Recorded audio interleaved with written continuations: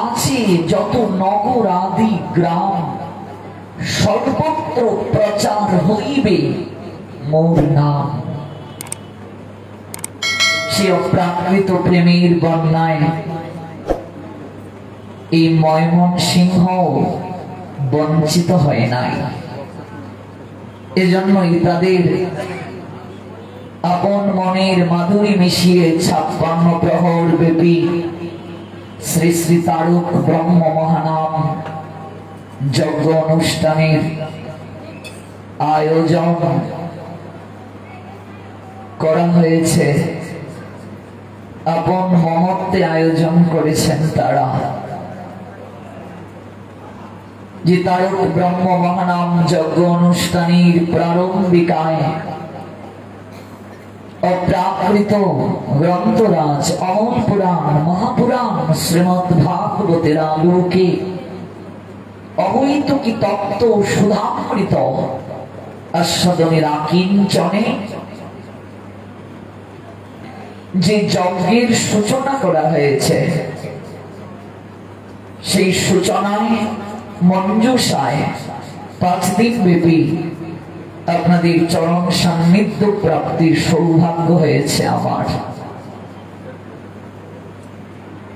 বাংলাদেশের ময়মনসিংহ জেলা শহরস্থ শ্রী শ্রী দুর্গাবাড়ি মন্দির প্রাঙ্গণে আজকের এই যজ্ঞস্থলে বহু দূর দূরান্ত থেকে যারা এসেছেন, ভাগবত ধর্ম উৎসব উপ কমিটি আর্য ধর্ম জ্ঞান প্রদায়িনী সভা ময়মনসিংহ জেলা শহরস্থ দুর্গাবাড়ির আয়োজনে এই যজ্ঞের প্রত্যেক ভক্তবৃন্দের রাতুল ও আতুল রামরা চরণে আমি অভাজন বৈষ্ণব জ্ঞানে ভক্তিপূর্ণ প্রণাম নিবেদন করছি। কৃষ্ণ স্টুডিও চ্যানেলে আপনাকে স্বাগত। রাধা পৃষ্ঠায় ভূতলে শ্রীমতে ভক্তি প্রপন্ন যদি স্বামীতি নামিনে নমো আচার্য পাদায় দণ্ড ভূষণ মুকুট মনে গুরু করুণামূর্তয়ে ক্ষমা ধৈর্য শিরোমণি নময়ং শ্রীমতে ভক্তি কুসুম শ্রবণায় বিষ্ণুপাদায় দেবায় কৃপাবদয়ী নমো নমঃ। শ্রী গৌর করুণামূর্তি কৃপাপূর্ণ কলেবর শ্রী ভক্তি কুসুমং বন্দে রাধা কুঞ্জ নিবাসিন নময়ং বিষ্ণুপাদায় কৃষ্ণ প্রেষ্ঠায় ভূতলে শ্রীমতে ভক্তি সিদ্ধান্ত সরস্বতী ইতি নামিনে আনন্দ লীলাময় বিগ্রহায় হেমাব দিব্য ছবি সুন্দরায় তস্मै মহা প্রেম রস প্রদায় চৈতন্য চন্দ্রায় নমো নমস্তে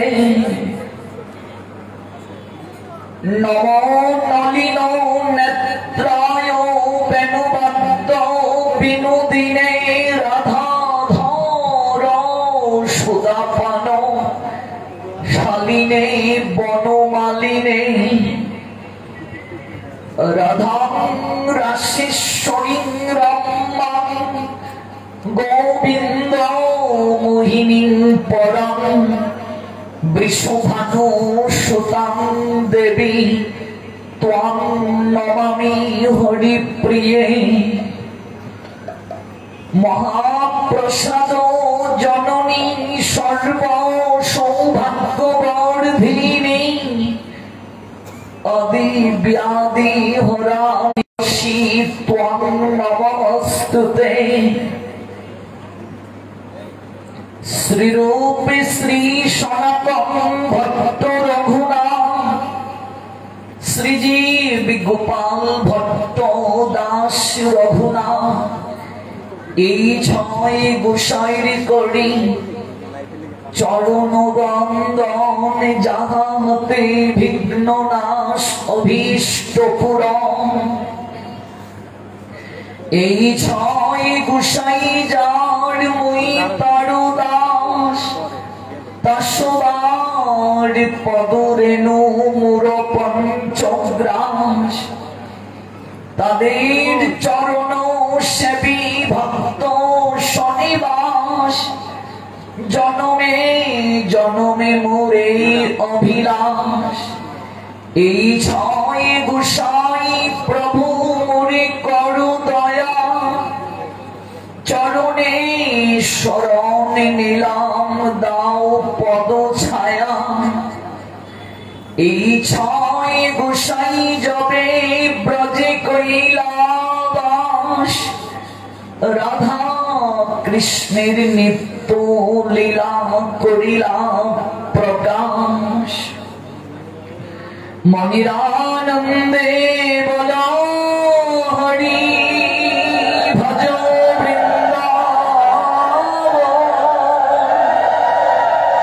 শ্রী গুরু বৈষ্ণব পদে মজাইয়া মন শ্রী গুরু বৈষ্ণব পাদ পদ্ম করিয়াস নাম সংকীর্তন কহে শ্রী নরোত্তম দাস জয় শ্রী কৃষ্ণ চৈতন্য দয়াল প্রভু নিত্যানন্দ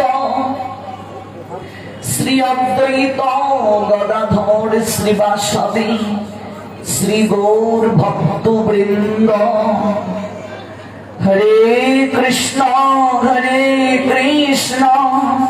কৃষ্ণ কৃষ্ণ হরে হরে হরে রাম রাম রাম হরে হরে হরে কৃষ্ণ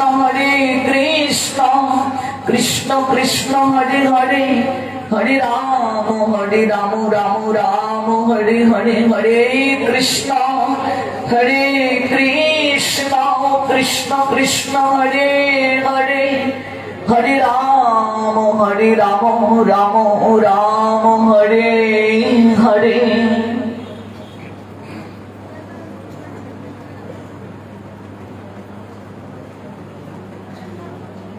কলিযুগ পাবন অবতারী পরম প্রেমময় প্রেম পুরুষোত্তম পর প্রেম তত্ত্ব সীমার পরাকাষ্ঠা রূপ নদিয়া বিহারী নবদ্বীপীর পূর্ণ ইন্দু কলিহত ভাগ্যাহত জীবের গগনে যিনি কৃপা ইন্দু রূপে উদিত হয়েছেন, যার আবির্ভাবের সময় স্বয়ং ইন্দু লুকিয়ে গিয়েছিলেন লজ্জায়, যিনি পূর্ণ তিনি আসছেন। আমি কি করে থাকি স্থান ছেড়ে দিয়েছেন। এজন্যই বুঝি চাঁদে গ্রহণ লেগেছিল গো। গ্রহণ নয়, লুকিয়েছিলেন চাঁদ লজ্জায়। যার সাংস প্রকাশ তার একটি চরণ থেকে কোটি চন্দ্রের আভা প্রকাশিত হয়। প্রেম ভক্তির মহাজন নরোত্তম দাস ঠাকুর তাই আপন মমত্বে কলম চালিয়েছিলেন। নিতাই পদ কমল কোটি চন্দ্র সুশীতল, যে ছায়ায় জগৎ জুড়ায়, যার সাংশ প্রকাশ নিত্যানন্দ, যার একটি চরণ থেকে কোটি চন্দ্রের আভা নির্গত হয়।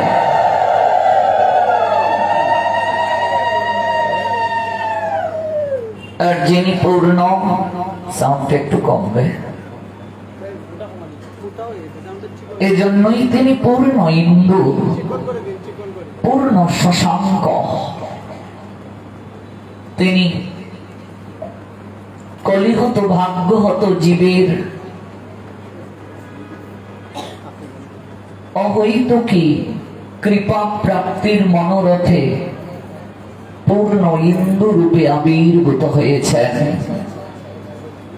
এজন্যই মহাজনের আর্তনাদ, এমন গৌরাঙ্গিনী নায়ার হেন অবতার হবে কি হয়েছে, হেন প্রেম পরচার। দুরমতি অতি পতিত পা সন্ডি গুড়া, প্রাণী না মরিল কারে, হরি নাম দিয়া হৃদয়ে শুধিল, যাচ্ছে গিয়া ঘরে ঘরে। যেছে যেছে ঘরে যে নাম বিতরণ করেছিলেন, আজ থেকে 500 বছর পূর্বে কলিযুগ পাবন অবতার 48 বছরের লীলা বিলাস নদিয়া থেকে শান্তিপুর প্রেমের ঢেউ খেলেছিল। নদীর পাড় ভাঙ্গিল, ঢেউ উঠিল, লাগলো জীবের গায়ে। নবদ্বীপ থেকে শান্তিপুর প্রেমে ডুবেছিল, আর ভবিষ্যৎবাণী দিয়ে গিয়েছিলেন এই প্রেমের ঢেউ জগতের সর্বত্র খেলবে। এই নবামৃত সবাই আস্বাদন করবে। পৃথিবীতে আছে যত নগর আদি গ্রাম, সর্বত্র প্রচার হইবে মোর নাম। সে অপ্রাকৃত প্রেমের বন্যায় এই ময়মনসিংহ বঞ্চিত হয় নাই। এজন্যই তাদের আপন মনের মাধুরী মিশিয়ে 56 প্রহর ব্যাপী শ্রী শ্রী তারক ব্রহ্ম মহানাম যজ্ঞ অনুষ্ঠানের আয়োজন করা হয়েছে। আপন মমত্বে আয়োজন করেছেন তারা। যে তারক ব্রহ্ম মহানাম যজ্ঞ অনুষ্ঠানের প্রারম্ভিকায় অপ্রাকৃত গ্রন্থরাজ অমল পুরাণ মহাপুরাণ শ্রীমৎ ভাগবতের আলোকে অবৈতুকী তত্ত্ব সুধামৃত আস্বাদনের আকিঞ্চনে যে যজ্ঞের সূচনা করা হয়েছে, সেই সূচনায় মঞ্জুষায় 5 দিন ব্যাপী আপনাদের চরণ সান্নিধ্য প্রাপ্তির সৌভাগ্য হয়েছে আমার। বাংলাদেশের ময়মনসিংহ জেলা শহরস্থ শ্রী শ্রী দুর্গাবাড়ি মন্দির প্রাঙ্গণে আজকের এই যজ্ঞস্থলে বহু দূর দূরান্ত থেকে যারা এসেছেন, ভাগবত ধর্ম উৎসব উপ কমিটি, আর্য ধর্ম জ্ঞান প্রদায়িনী সভা, ময়মনসিংহ জেলা শহরস্থ দুর্গাবাড়ির আয়োজনে এই যজ্ঞের প্রত্যেক ভক্তবৃন্দের রাতুল ও আতুল রামরা চরণে আমি অভাজন বৈষ্ণব জ্ঞানী ভক্তিপূর্ণ প্রণাম নিবেদন করছি। আমার এই প্রণাম স্বীকার করে আপনারা আশীষ প্রদান করুন। শুধু এই জন্মে নয়, প্রতি জন্মে জন্মে যেন সাধুর সঙ্গে মতি থাকে, আপনাদের সাহচর্য প্রাপ্তির সৌভাগ্য হয়। কৃতজ্ঞতা নিবেদন করছি আয়োজনকারী ভক্তবৃন্দের প্রতি, যারা এই যজ্ঞ আমাদের উপহার প্রদান করেছেন। শাস্ত্র জানালেন এই জগতে তারাই দাতা শিরোমণি। শুধু দাতা নয়, বলছেন দাতা শিরোমণি। কারা? যারা ভগবানের অবহিত কি কথা জগতের বুকে প্রচার করে, তারা শুধু দাতা নয়, দাতা শিরোমণি। পরমেশ্বর ভগবান শ্রী গোবিন্দ শ্রীমদ্ ভগবত গীতার অষ্টাদশ অধ্যায় মুখ্য যুগে 68-69 নং শ্লোকে বলছেন, অর্জুন, তার থেকে প্রিয় আমার আর কেউ নেই, ভবিষ্যতেও তার থেকে প্রিয় আমার আর কেউ হবে না, যারা আমার কথা জগতের বুকে প্রচার করে বেড়ায়। নিঃসন্দেহে তারা আমাকেই প্রাপ্ত হবে, তাতে কোনো সন্দেহ নেই। যারা আমার কথা জগতে প্রচার করে, আপনি নিরন্নকে অন্ন দান করলেন, আপনার পুণ্য নিশ্চয়ই হবে। আপনি বস্ত্রহীনকে বস্ত্র প্রদান করলেন, আপনার পুণ্য প্রাপ্তি হবে। পিপাসায় কাতর ব্যক্তিকে আপনি জল প্রদান করলেন, পিপাসা নিবৃত্তির জন্য শীতার্ত ব্যক্তিকে আপনি শীত বস্ত্র দান করলেন, নিশ্চয়ই আপনার পূর্ণ হবে। একজন সনাতনীর সেটি নৈতিক দায়িত্ব, কর্তব্য। কিন্তু তা থেকে স্বীকৃতি কখনো অর্জন হয় না। পুণ্যের ফল একসময় নষ্ট হয়ে যায়। পুণ্যের প্রভাবে স্বর্গ পর্যন্ত শ্রীমদ্ ভগবত গীতা বলছেন যাওয়া সম্ভব, কিন্তু স্বর্গে গিয়ে যখন ভোগ করা হয় পুণ্য নষ্ট হয়ে যায়। কর্মানুযায়ী আবার তাকে জন্ম গ্রহণ করতে হয়। আপনি ব্যাংকে টাকা রাখলেন, যতদিন টাকা থাকবে আপনি মুনাফা পাবেন, টাকা তুলে নিলে আপনি মুনাফা পাবেন না। তেমনি ভাবে যতদিন পুণ্য আছে আপনি পুণ্যের প্রভাবে আপনি স্বর্গে অবস্থান করতে পারবেন, কিন্তু পুণ্য শেষ হয়ে গেলে আপনাকে আবার ফিরে আসতে হবে। এই জন্য গীতায় ভগবান বলছেন, অল্প বুদ্ধি সম্পন্ন ব্যক্তিরাই পুণ্য প্রাপ্তির আকাঙ্ক্ষা করে স্বর্গে যেতে চায়। তাহলে সনাতনী হিসেবে আমাদের কি এই কার্যগুলো করা উচিত নয়? নিশ্চয়ই উচিত।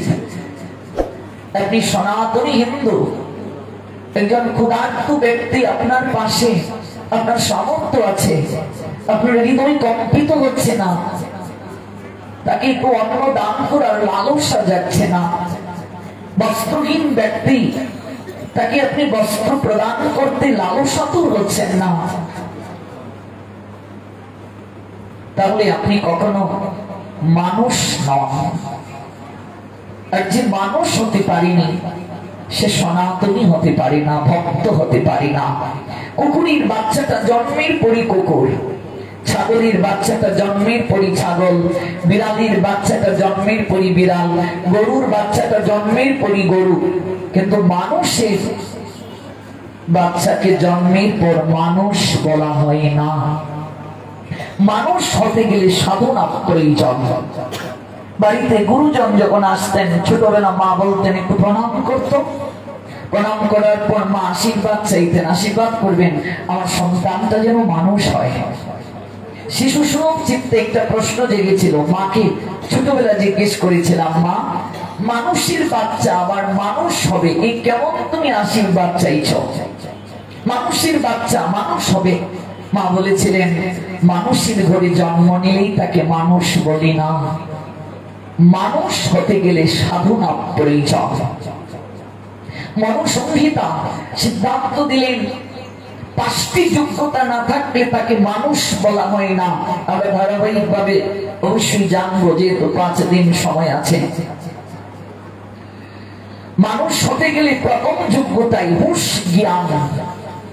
যার মাঝে হুঁশ জ্ঞান নাই সে কখনো মানুষ নয়। মানুষ হুঁশ জ্ঞান যার নাই, এই মানুষ ব্যতীত যতগুলো জটর পরিক্রমা আমরা করেছি, কোন জন্মে কোন জটরই ভগবান হুঁশ জ্ঞান আমাদেরকে প্রদান করেন নাই। এই হুঁশ জ্ঞান যাকে বলা হয় মনুষ্যত্ব, যাকে বলা হয় বিবেক। এজন্যই আমাদের ভাগবত বলছেন হৃদয়হু আদ্যম সুলভম সুদুর্লভম। এই মানুষ জন্মটা অত্যন্ত দুর্লভ। প্রতিটা ধর্মই তা বলেছেন। আশরাফুল মাখলুকা, স্রষ্টার শ্রেষ্ঠ জীব মানুষ। প্রতিটা ধর্মই মানুষকে শ্রেষ্ঠত্ব দান করেছেন। আমি মানুষ নই যদি আমার চিত্তে এই ভাবনাটা না জাগে।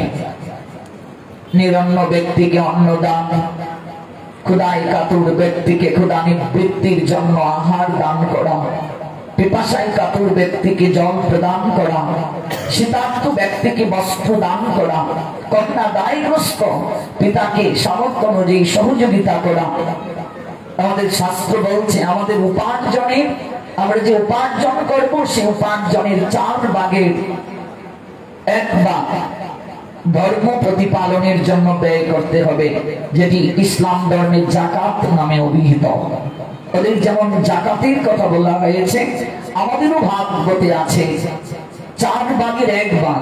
আপনার আমার উপার্জনের 4 ভাগের 1 ভাগ ভগবানের সেবায়, সমাজের উন্নয়নে ব্যয় করতে হবে। এই পৃথিবীতে আপনাকে ভগবান অর্থ দিলেন, অন্য কাউকে দিলেন না। কারণটা কি? একটিবারও কি ভেবেছেন যে আমাকে ভগবান অর্থ দিলেন, আরেকজনকে কেন দিলেন না? নিশ্চয় পূর্ব জন্মে আমার পুণ্য ছিল, আমাকে দিয়ে ভগবান জগতে মহৎ কোনো কার্য করাতে চান, আমার দ্বারা সেটি সম্ভব। এই জন্যই ভগবান আমায় যোগ্যতা দিয়েছেন, এই জন্যই ভগবান আমায় স্বচ্ছতা দান করেছেন, সচ্ছলতার স্তরে আমাকে দিয়েছেন। নিশ্চয় আমার দ্বারা সেটি সম্ভব, এই জন্যই ভগবান দিয়েছেন। পূর্ব জন্মে পুণ্য ছিল আমার, এই জন্য লক্ষ্যে আমায় কৃপা করেছেন। এটি নিশ্চয়ই প্রয়োজন। 4 ভাগের 1 ভাগ ভগবত সেবায় দান করা, সমাজের উন্নয়নে ব্যয় করা। এটি প্রদান করলে কি হয়? পুণ্য। কিন্তু স্বীকৃতি নয়। স্বীকৃতি কিসের প্রাপ্তি হয়?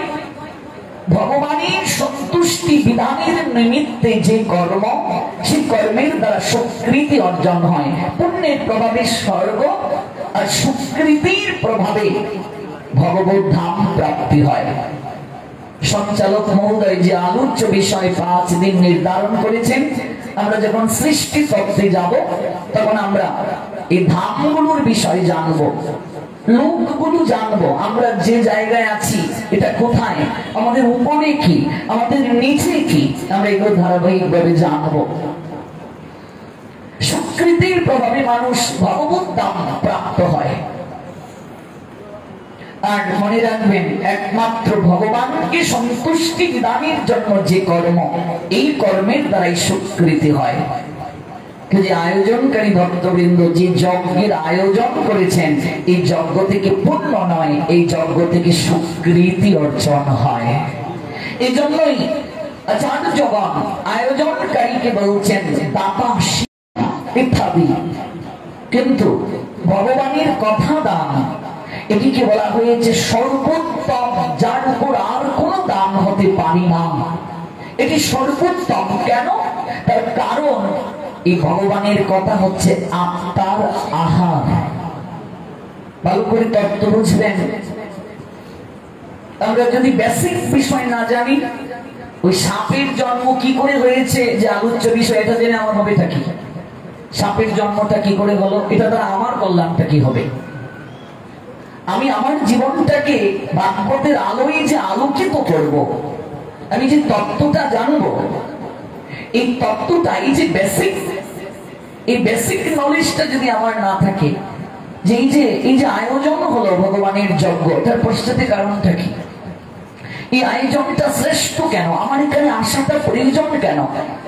পাত্র প্রস্তুত না করে যদি অমৃত রস দেয়া হয়, পাত্র যদি ছিদ্র থাকে, ফুটো থাকে, মা, রস থাকবে? এই জন্য জমিকে প্রথমে হাল চাষ প্রয়োজন, আগাছা পরিষ্কার প্রয়োজন, তারপর বীজ বপন করতে হয়।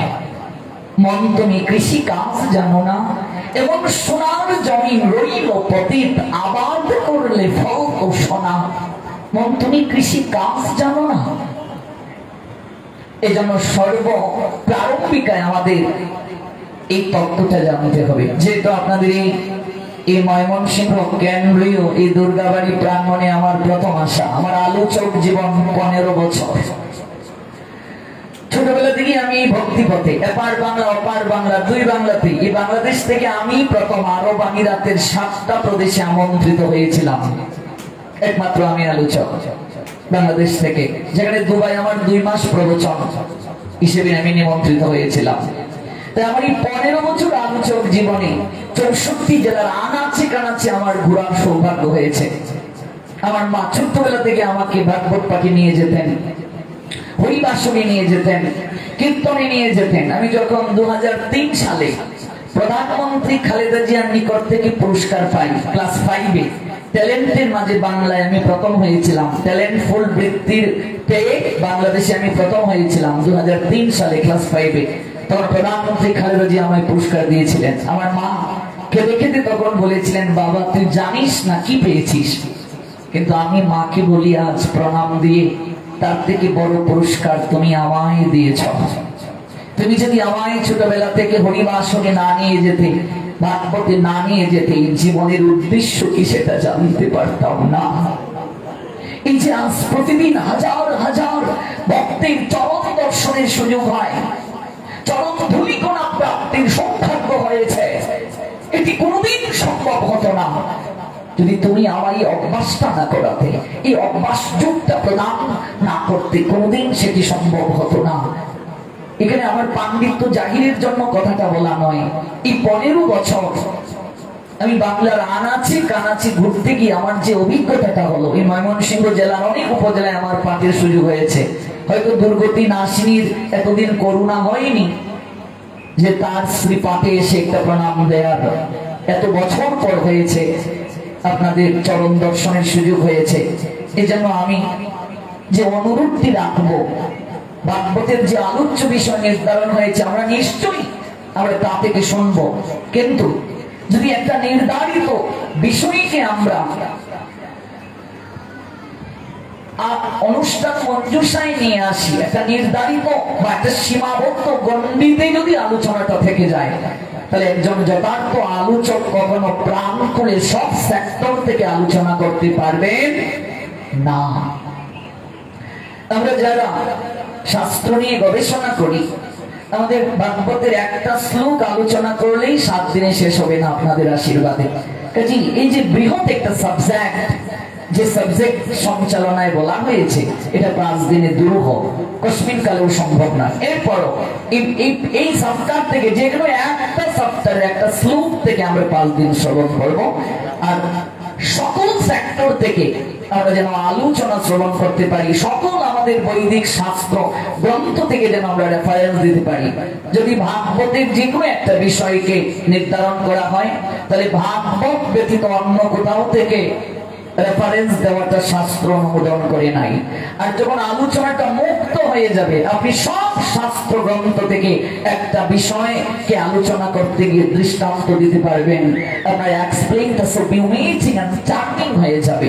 এই বিষয়টা একটু আয়োজনকারীর প্রতি আমি অনুরোধ জ্ঞাপন করছি একটু দৃষ্টি দেওয়ার জন্য। পরবর্তীতে নিশ্চয়ই আমার সঙ্গে কথা বলবেন। যে বিষয়টি বলছিলাম, স্বীকৃতি অর্জন হয় ভগবত কার্যের জন্য। শ্রেষ্ঠ দান কি? ভগবানের কথা দান। এই কথা দানটাকে শ্রেষ্ঠ কেন বলা হলো? কারণ এটা আত্মার আহার।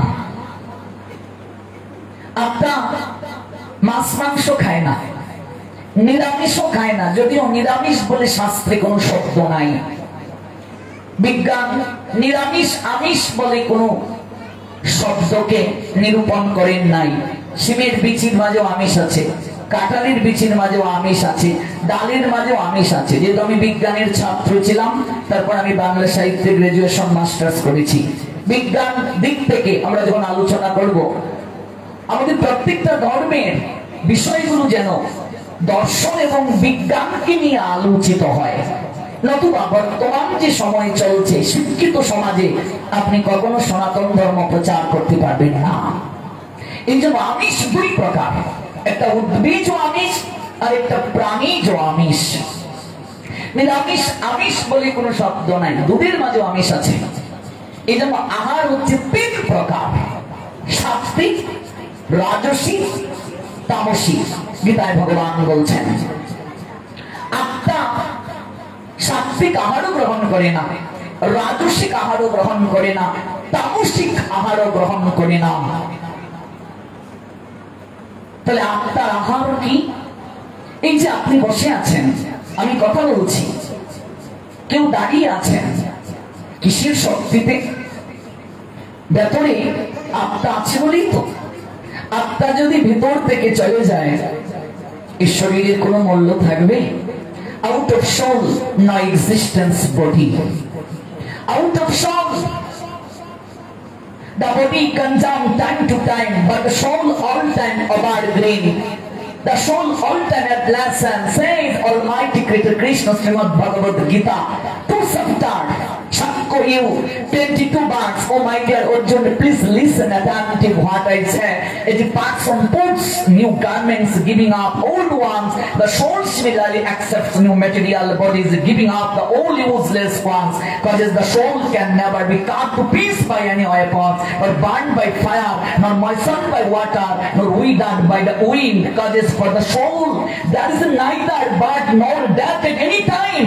He has not come into being, does not come into being, and will not come into being. He is the unborn, eternal, ever existence and primeval. He is not slain when the body is slain. Say, Almighty Creator Krishna Srimad Bhagavad Gita, Shankaryu, 2 chapter, 20, 22, 23 verse. Oh my dear Arjun, please listen attentive what I say. न चायति महीयति मा कदाचित् नायं भूता भविता बानभूव अजो नित्यो शाश्वत अयं पुराणो न हन्नाते हन्नमाने शरीरे। এই যে দেহ, এই দেহটা কাপড়ের ন্যায়।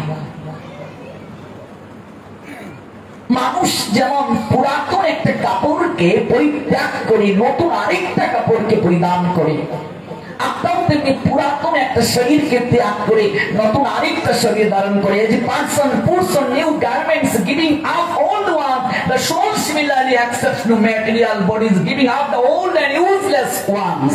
আমরা যখন শ্লোকগুলো উচ্চারণ করব, সেটি গীতা হোক, ভাগবত হোক, যে কোনো গ্রন্থ হোক, তখন আমরা 3টা ভাষায় বলবো। কারণ এই যে আপনারা দেখতে পাচ্ছেন লাইভ হচ্ছে, এই লাইভের মাধ্যমে সারা বিশ্ব আপনাদের প্রোগ্রামটা দেখছেন। এখানে অনেক লোক আছে যারা বাংলা বুঝেন না, এই জন্য কেবল শ্লোকগুলো উচ্চারণের ক্ষেত্রে আমি 3টা ভাষায় বলবো, সংস্কৃত, ইংলিশ, বাংলা। যে যেটি বুঝবে, আমার ধর্মের যে গভীরতা, আমার শাস্ত্রের যে প্রাচুর্যতা, আমার শাস্ত্রের যে প্রধান ও মহিমা, অন্তত বিশ্ববাসী জানুক, বুঝুক, উপলব্ধি করুক। এই জন্য আপনারা আমার এটা বলবেন না যেখানে আপনি ইংরেজি কেন বলছেন। কেবল শ্লোকগুলোর ক্ষেত্রে আমি এই অনুমতিটা আপনাদের কাছে চেয়ে নিচ্ছি।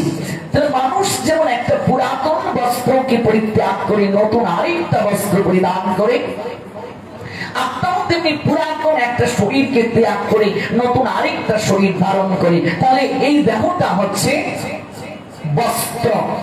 ভাবতে একটু দৃষ্টি দিন, এই যে বস্ত্র হরণ লীলা, আজকাল তরুণ প্রজন্ম, আজকাল শিক্ষিত সমাজ, জগতের শিক্ষিত সমাজ, যাদের মাঝে স্পিরিচুয়াল নলেজ খুব কমতি রয়েছে, যারা ধর্মীয় জ্ঞানী গুণান্বিত নয়, তারা শ্রী গোবিন্দের বস্ত্র হরণ লীলাটাকে নিয়ে কুচ্ছ আলোচনা করে, তারা ভগবানের চরিত্রে কালিমা লেপন করে। অথচ 100 জনের মাঝে 99 জন লোক এই বস্ত্র হরণের তত্ত্ব জানে না। মনে রাখবে, আপনি যতদিন পর্যন্ত তত্ত্ব না জানবেন কোনদিন ধর্ম প্রতিপালনে আপনার শ্রদ্ধা উদিত হবে না। আজকাল প্রত্যেক আলোচকের প্রতি আমি সম্মান রেখে বলছি, আমরা ভাগবতের লীলাগুলোকে বলে বলে বলে বলে এমন একটা আবেগ সূচনা করে আমরা চলে যাই, কিন্তু এই লীলার সঙ্গে তত্ত্বটা কি? ভগবান যেখানে গীতায় বললেন, তত্ত্ব না জানলে কখনো আসা যাওয়া বারণ হয় না। জন্ম কর্ম চমে দিব্যম এবং ইয়াবেত্তি তত্ত্বত দেহম পুনর্জন্ম নয়তি মামেতি স অর্জুন। তত্ত্বটা জানো, as the embodied soul continuously passes in this body. এই যে তত্ত্ব না জানলে তো হবে না। তত্ত্ব জানলে হয় কি? ত্যক্তা দেহম পুনর্জন্ম নয়তি মামেতি স অর্জুন। বস্ত্র হরণের তত্ত্বটা কি? যেখানে গীতায় ভগবান বললেন শরীরটা হচ্ছে বস্ত্র, তো শরীর যদি বস্ত্র হয়, বস্ত্র হরণ, এই বস্ত্র হরণ মানে কি? এই গোপীদের কাপড় ভগবান চুরি করেছেন, বস্ত্র চুরি করেছেন, বসন চুরি করেছেন। একটা সাধারণ মানুষ যখন জানবে কৃষ্ণ ললনাদের কাপড় হরণ করেছে, কৃষ্ণ সম্বন্ধে তার কতটুকু পজিটিভ থিঙ্কিং আসবে বলুন? এই ক্ষেত্রে এই লীলার তত্ত্ব কি? One who knows the transcendental nature of my appearance and activities does not upon loving this body take his birth again in this material world by eternal Abud Arjun said all power supreme Krishna Srimad Bhagavad Gita 4 chapter Gyani Yug 9 verse Arjun শুনো, আমার জন্ম কথা শোনো, আমার লীলা শোনো, আমার মহিমা শোনো, আমার উপমা শোনো, কিন্তু সেই শোনাটা, সেই জানাটা যেন তত্ত্বগত ভাবে হয়। তত্ত্ব না জানলে কখনো তোমার শ্রদ্ধা উদিত হবে না। conjunct dignity time to time, once upon a time your dignity conjunctly actually conjunct time to time। এই জন্য তত্ত্বটা জানো। তত্ত্ব জানলে কি হবে? ত্যক্তা দেহম পুনর্জন্ম নয়তি মামেতি সর্জম। তাহলে আমরা জানলাম শরীরটা যদি বস্ত্র হয়, বস্ত্র হরণ তত্ত্ব হলো, এই বস্ত্রটাকে হরণ করার অর্থ হলো গোবিন্দ শরীরকে হরণ করেছেন। প্রথম কারণ ভালো করে জানো, গোবিন্দ বৃন্দাবনে লীলা বিলাস করেছেন 10 বছর 8 মাস। ডক্টর মহানামব্রত ব্রহ্মচারী এটি উপলব্ধি করেছেন। আমি যদিও গৌড়ীয় মঠ থেকে দীক্ষিত, কিন্তু আমি ডক্টর মহানামব্রত ব্রহ্মচারীর প্রচুর ভক্ত। কেন ভক্ত? তার পশ্চাতে কারণ হচ্ছে আমি ওনাকে নিয়ে রিসার্চ করেছি। ওনার এমন কোনো গ্রন্থ নেই যে আমি পাঠ করি নাই। একেবারে বন্ধু সুন্দরের যত গ্রন্থ আছে আমি পড়েছি। ওনার গুরুদেব শ্রীপাদ মহেন্দ্রনাথ জির জন্মস্থানে আমি গিয়েছি। বন্ধু সুন্দরের লীলাভূমি বাঞ্চর থেকে শুরু করে এমন কোনো জায়গায় নেই যে আমি যাইনি। একবার ডক্টর মহানামব্রত ব্রহ্মচারীর এক শিষ্য পরম শ্রদ্ধাস প্রদেশু কান্তিবন্ধু ব্রহ্মচারী, আজ থেকে প্রায় 13 বছর আগের কথা, একটা জায়গায় ওনার সঙ্গে আমার পার্টির নিমন্ত্রণ হয়েছিল। আমি তো অনেক ছোট বাচ্চা ছেলে, আমার পাঠ শুনে উনি আমাকে কোলে তুলে নিয়েছিলেন আর বলেছিলেন, তুমি যে একদিন কোথায় যাবে তা তুমি নিজেও জানো না। আমার আশীর্বাদ করে বলেছিলেন। আর তখন উনি বলেছিলেন, আমাদের মহানামব্রতের ভাগবত প্রবেশিকা এটা তুমি পড়বে। এটা পড়ে আমার এমন লালসা জাগলো, ওনার এক এক করে সকল গ্রন্থ আমি সংগ্রহ করি। উদ্ধব সন্দেশ মনে হয় যেন উনি নিজে দেখেছেন। নন্দ পিতার সঙ্গে যে উদ্ধবের কথোপকথন, যে বিলাপ, মনে হয় যেন নিজে বসে আছেন উদ্ধব মহারাজ। মনে হয় যেন তিনি নিজে এই কথাগুলো শুনেছেন। একজন সাধক কতটা ভজনের ঊর্ধ্বে উঠলে এরকম লিখতে পারেন? ওনার অক্ষর সংবাদ থেকে শুরু করে, গৌর সন্দর্ভ থেকে শুরু করে, গোপীগীত থেকে শুরু করে এবং ভাগবতের 10ম স্কন্ধের ফেলালক, সে অপূর্ব, কল্পনাও করা যাবে না। সেই মহানামব্রত ব্রহ্মচারী উল্লেখ করেছেন 10 বছর 8 মাস তিনি বৃন্দাবনে ছিলেন। 10 বছর 8 মাস, ভালো করে তত্ত্বটা বুঝুন। 10 বছর 8 মাস পর তিনি কর্তব্য সম্পাদনের জন্য মথুরায় গমন করেন, অক্রূরের রথে চড়ে। এই যে তিনি মথুরায় গমন করেন 100 বছর আপাত দৃষ্টিতে বৃন্দাবন বৃন্দাবনে তিনি আসেননি। তত্ত্বগত দিক থেকে বৃন্দাবনেশ্বর সততই বৃন্দাবনে থাকেন, বৃন্দাবন ছেড়ে কোথাও তিনি যান না। এটা তত্ত্বগত দিক থেকে। লীলাগত দিক থেকে 100 বছর তিনি এই যে মথুরায় গেলেন আর বৃন্দাবনে এলেন না, সেখানে অনেকগুলো কারণ আছে। শ্রীরামের একটা অভিসম্পাত ছিল, প্রেমময়ী শ্রীমতী রাধারানীর এই যে বিরহ, এই যে দুঃখ, এই যে যন্ত্রণা, সাধক সাধিকা দুঃখই চায়। দুঃখে মানুষ ভগবানকে আরো কাছের করতে পারে, আপনার করতে পারে। এই জন্য যত সাধক সাধিকা আছেন জীবনে ভগবানের কাছে দুঃখ চেয়েছিলেন। কুন্তী ভগবানের কাছে দুঃখ চেয়েছিলেন। যুদ্ধ যখন শেষ, প্রণাম দিতে গিয়েছেন শ্রী গোবিন্দ, কুন্তী প্রণাম নিচ্ছেন না। কুন্তী জানেন গোবিন্দ ভগবান, তাই প্রণাম নিচ্ছেন না। বাসুদেব তুমি আমায় প্রণাম দেবে না কেন পিসিমা? কুন্তীর নাম পৃথা, পৃথার পুত্র পার্থ। অর্জুনের 22টি নাম রয়েছে, তার মধ্যে সবচেয়ে বেশি যে নামে ভগবান অর্জুনকে ডেকেছেন গীতায় পার্থ, 38 বার তিনি পার্থ নামে ডেকেছেন। পার্থ নামের পর যে নামটি তিনি সবচেয়ে বেশি ডেকেছেন অর্জুনকে, সেই নামটি হচ্ছে কৌন্তেয়। 24 বার তিনি কৌন্তেয় নামে ডেকেছেন। সৌসেনের কন্যা হলেন পৃথা। ওই সৌসেন কুন্তী ভূষকে তিনি দান করে দিয়েছিলেন কন্যাকে।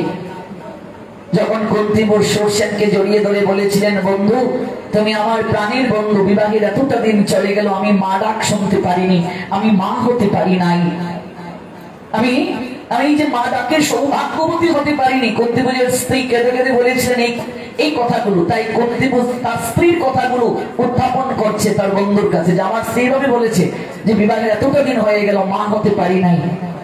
আমার স্ত্রী ভাবে আর্তনাদ করে আমার কাছে ঘুমিয়ে ঘুমিয়ে আর্তনাদ করে, তার মনে সর্বদা একটা দুঃখ, একটা যন্ত্রণা, একটা চাপা ব্যথা গুমড়ে গুমড়ে তাকে কাঁদায়। তুমি তো আমার প্রাণীর বন্ধু, আমি তোমার কাছে একটা ভিক্ষা চাইব। তোমার স্ত্রী অন্তঃসত্ত্বা, যদি বিধাতার আশিসে সন্তান ভূমিষ্ঠ হয়, এই সন্তানটা আমায় সত্য ত্যাগ করে দান করে দিয়ে দেবে। তখন সৌসেন বলেছিলেন, পৃথিবীতে সন্তানকে আনয়নের ক্ষেত্রে বাবার থেকে মায়ের কষ্টটা সবচেয়ে বেশি।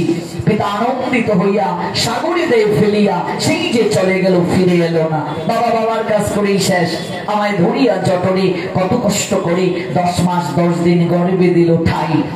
কবি কাজী নজরুলের ভাষায়, যেহেতু আমি সাহিত্যের ছাত্র, নরবাহী হল নারী বহে জল, সেই জল মাটি মিশে ফসল হইয়া ফলিয়া উঠিলাম সোনালী ধানের শীষে।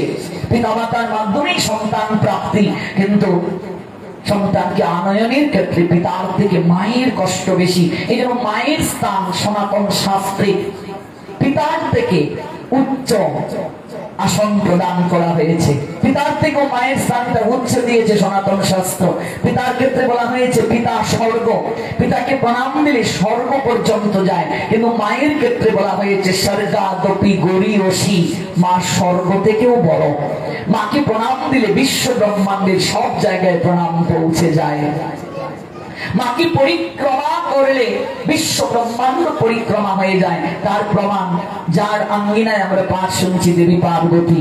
পার্বতী গণেশ কার্তিককে বলেছিলেন, বিশ্ব ব্রহ্মাণ্ডটা পরিক্রমা করে প্রথমে আমার কাছে যে আসবে রত্নমালাটা আমি তার গলায় পরিয়ে দেব। কার্তিক ছুটলেন বিশ্ব ব্রহ্মাণ্ড পরিক্রমা করতে, আর গণেশ পার্বতীকে এসে প্রণাম দিয়ে বলছে, মা তুমি তো আমার কাছে বিশ্ব ব্রহ্মাণ্ড। মাকে প্রণাম দিয়ে পরিক্রমা করলেন। পার্বতীর চোখে বেয়ে ঝরঝর করে জল পড়লো। রত্নমালাটা গলে থেকে এনে গণেশের গলায় পরিয়ে দিয়ে বললেন, পুত্র তুমি যে মাতৃভক্তি প্রদর্শন করলে, আমি তোমায় আশীর্বাদ দিচ্ছি, তুমি সকল দেবতার পূর্বে পূজা প্রাপ্ত, তোমার সৌভাগ্য হবে, পূজা প্রাপ্তির সৌভাগ্য হবে তোমার। তুমি সিদ্ধিদাতার রূপে জগতে প্রসিদ্ধ হবে। এই জন্য সকল দেবতার পূর্বে গণেশের পূজা করা হয়। গণেশ সিদ্ধিদাতা, এটা মাতৃ আশীর্বাদ। পৃথিবীতে মায়ের যদি আশীর্বাদ কোন সন্তানের উপর থাকে, বাবার যদি আশীর্বাদ কোন সন্তানের উপর থাকে, সেই সন্তানের পরাজয় কোনোদিন হয় না।